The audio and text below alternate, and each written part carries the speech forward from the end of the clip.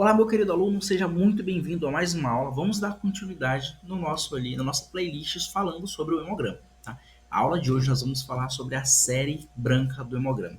Pessoal, o que seria a série branca? Meus queridos, a série branca do hemograma a gente chama de leucograma porque ela vai avaliar ali os seus leucócitos, os seus glóbulos brancos. Olha lá, os glóbulos brancos, pessoal, eles são agentes de defesa do organismo contra agentes infecciosos, principalmente aí no processo ali inflamatório. Tá? Então, olha só, o leucograma ou a série branca, né, vai incluir tanto a contagem global, tá? Ou seja, vai mostrar quantos leucócitos totais tem ali na sua corrente sanguínea, como também vai te falar ali sobre a contagem diferencial.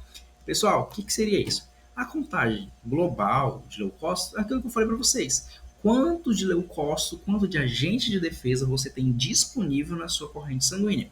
É válido ressaltar que quanto mais leucócitos você tiver, é indicativo de que tem alguma infecção acontecendo. Porque pensa comigo, se tem muito agente de defesa, significa que o teu organismo está precisando combater alguma coisa, né? E também nós vamos ter ali a contagem diferencial, ele também vai diferir quais são os leucócitos que nós temos disponíveis na corrente sanguínea, linfócito, monócito, eosinófilos, entre outros, tá? Olha só, nessa primeira imagem, a gente vê aqui, gente, dois exemplos, né, de agranulócitos e granulócitos. São duas classificações para os leucócitos quanto ao grânulo disponível no seu citoplasma, tá?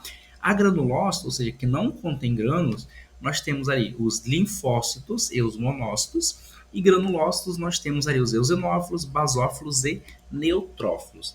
Tranquilos? Vamos então entender mais ali como que funciona o leucograma ou a parte branca do teu hemograma. Meus queridos, olha só, componentes da série branca, os leucócitos. Primeiramente, vamos falar desses carinha aqui, ó, os neutrófilos. Gente, o neutrófilo, quando ele é maduro, né, a gente fala que são os neutrófilos segmentados.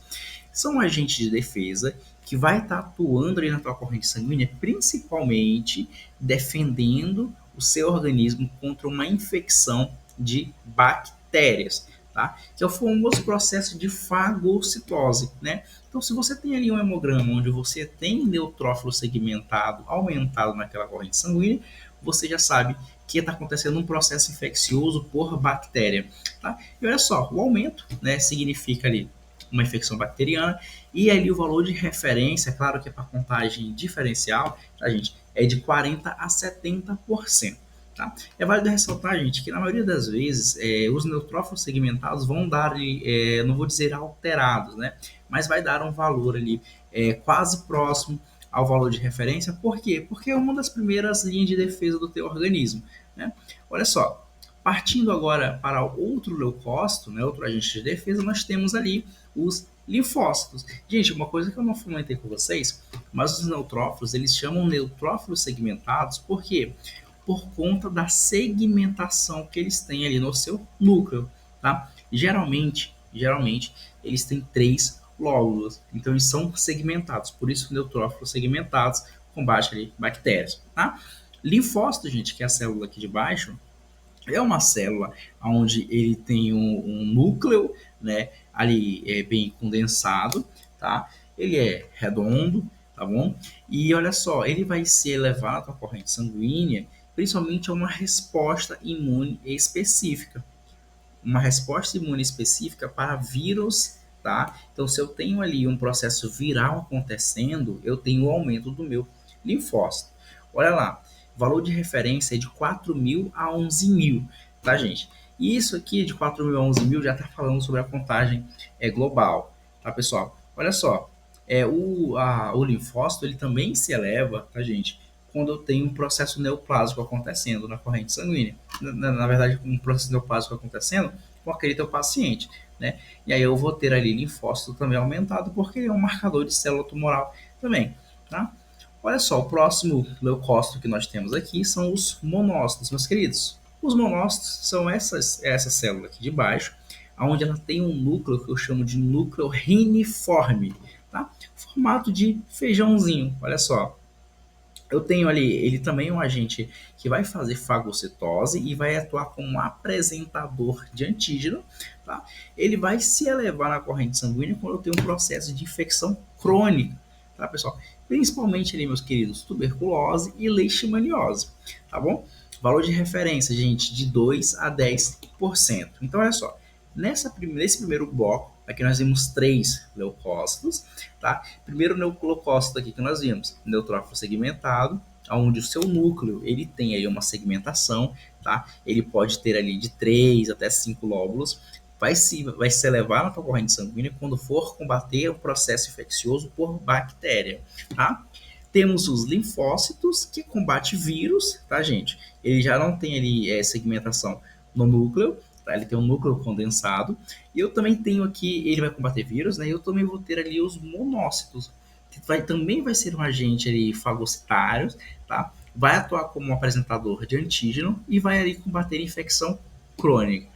Beleza, meus queridos? Olha só, vamos dar continuidade. Meus queridos, eosinófilos e basófilos nos restou aqui, né? Gente, os eosinófilos, ele vai se elevar na corrente sanguínea quando eu tenho ali uma infecção acontecendo por parasitas, tá? E também reações alérgicas, tá? Gente, parasita, então olha só, se eu tenho ali um paciente que ele tem uma condição clínica, né? Vamos agora montar uma situação hipotética. Aqui, eu tenho um paciente onde ele vive em um local mais afastado, um local ali mais na periferia, um local onde eu tenho uma condição de saneamento básico mais escassa. Olha só, e esse paciente não tem tanta informação e ele tem um costume de andar ali de pés descalços. Então esse paciente é um paciente muito propício a ter ali uma infecção por alguns parasitas, né? Principalmente parasitas ali no que diz respeito a parasitas intestinais. Tá? Ele pode ali ser infectado através de água contaminada, alimentos contaminados ou até mesmo ali o contato, né, dos pés descalços com o chão, com o solo contaminado.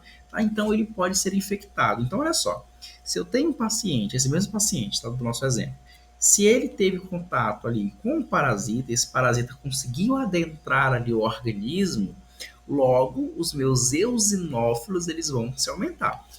O valor de referência para a contagem diferencial, meus queridos, ele está aqui ó, de 1 a 6%.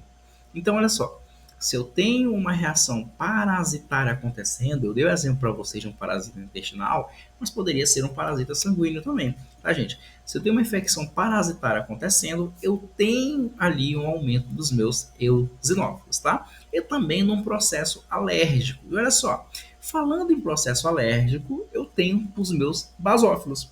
Olha que legal. Os basófilos, eles vão participar de reação alérgica, tá? Os eosinófilos, que se comentar com vocês, ele tem uma coloração mais arrosada, tá, gente? Por isso, se vocês forem ver aqui nessa imagem de cima, ele tá mais rosa se você for comparar com o basófilo.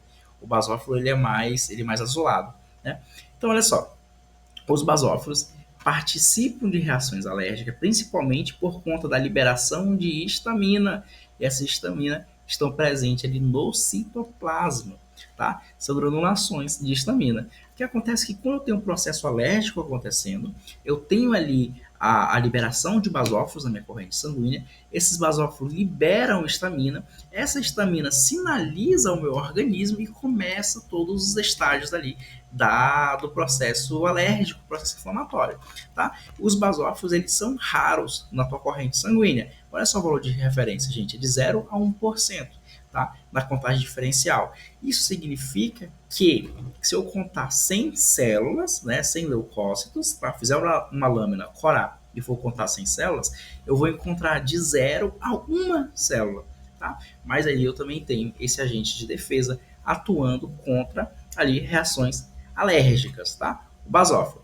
E os eosinófilos, como eu comentei para vocês no início, tá? Vai combater infecção parasitária, tá? E também processo alérgico. Vamos dar continuidade agora na série plaquetária. Olha só, gente.